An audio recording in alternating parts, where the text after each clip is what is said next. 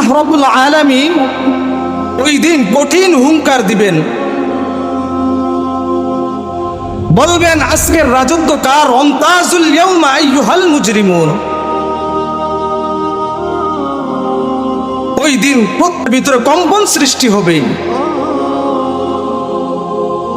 শুধু সাধারণ মানুষ নয়, এবং প্রত্যেকটা পয়গাম্বর ওই দিন সবার জবানের মধ্যে একটা বাক্য থাকবে, ইয়া নাফসি, আল্লাহ তুমি আমাকে বাঁচাও।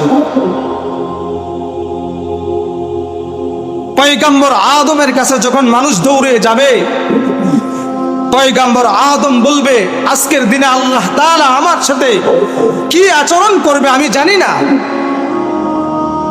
তোমরা পয়গাম্বর মূসার কাছে যাও। পয়গাম্বর মূসার কাছে যখন যাবে, আল্লাহ শুধু তুমি আমাকে বাঁচাও।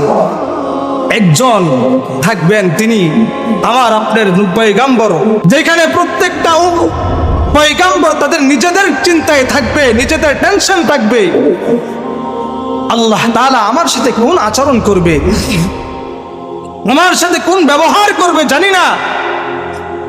আর ওই দিন আমার আপনার পয়গাম্বর জনাবে মুহাম্মদ সাল্লাল্লাহু আলাইহি ওয়াসাল্লাম তিনি বলবেন, ইয়া উম্মতি, সিজদার মধ্যে পড়ে যাবেন। আল্লাহু আকবার। সিজদার মধ্যে পড়ে আল্লাহ তাআলার কাছে বলতে থাকবে, আল্লাহ আজকের দিনে আল্লাহ আমি তোমার কাছে আমার নিজের জন্য কিছু চাবো না, আমার কন্যা ফাতেমার জন্য আল্লাহ তোমার কাছে আমি কিছু চাবো না, আল্লাহ আমার গুনাহগার উম্মতের জন্য আমি তোমার কাছে দয়া চাই।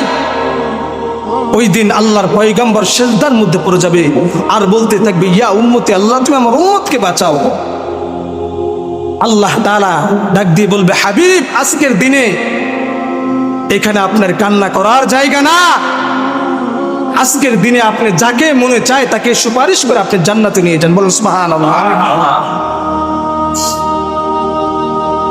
অথচ ওই পয়গম্বর